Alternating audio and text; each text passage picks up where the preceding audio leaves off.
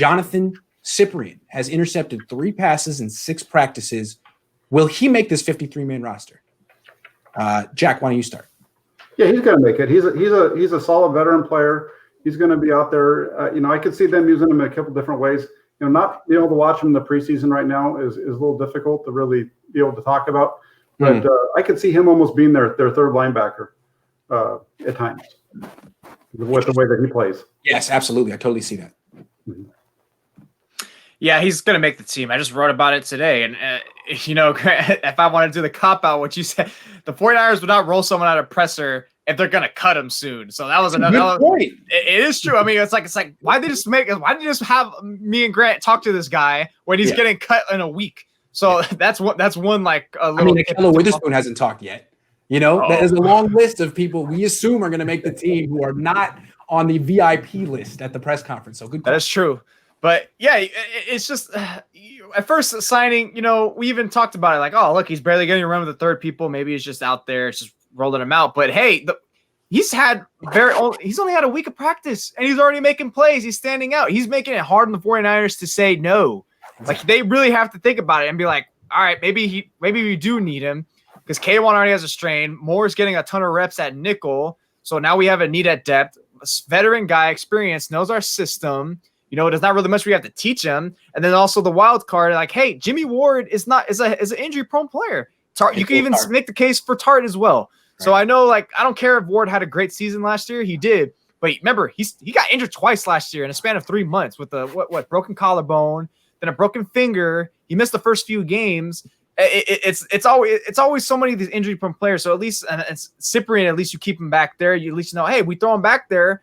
It's not the worst case scenario. We're still decent back there, and we don't have nerves to panic. I know there's Marcel Harris there, but once again, with Moore getting looks at nickel, yeah, he's gonna make the roster. I'd be a little stunned now at this point, which surprises me to say that he doesn't make it. I remember when they signed him a couple weeks, or was that last week when they signed him? And I was pretty high on him then, and then him just making the team. Especially now that we know he won't accept a practice squad spot, he kind of has to make the team now. And you and I was telling you guys before, I was watching the Saints game from last year, and Marcel Harris just on second watch wasn't as good as I remembered he was in some games last year. He was good. He made that great play against Baltimore, but I think they do need a veteran backup, especially foreshadowing your next question, Grant.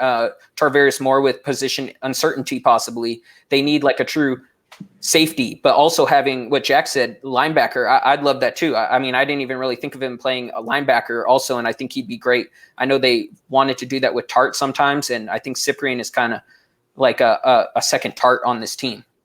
Well, they're interesting comparing Tart and Cyprien. Cyprien comes from Jacksonville. He had a lot of good years in Jacksonville running this scheme. And Tart wasn't drafted to play this scheme. He's been adopted to it, and he's learned it. But when Tart was a rookie, the way Eric Mangini used him was as a dime backer, basically in man-to-man coverage. And I thought he was always good at that, turning and chasing athletes because he's extremely athletic himself. Not a playmaker. Doesn't intercept many passes, not particularly – he's not bad in zone coverage. He's in the right spot, but he's not making plays. And ideally, you'd like your safeties to make plays. They're in the middle of the field. They should be intercepting passes. So it's interesting that they have this guy who used to be really good, has missed 2 years because of a knee injury. But, so is McKinnon. They believe in McKinnon. Maybe Cyprien can come back like that. And maybe he's a playmaker in zone coverage. Maybe he just reads the plays quicker than Tart does. Maybe he's better at diagnosing run versus pass, all that stuff that makes someone good in zone coverage. So, yeah, I think he's going to make the team, and I wouldn't be surprised if he works his way up to being a starter by next year if Tart signs elsewhere because he is a free agent.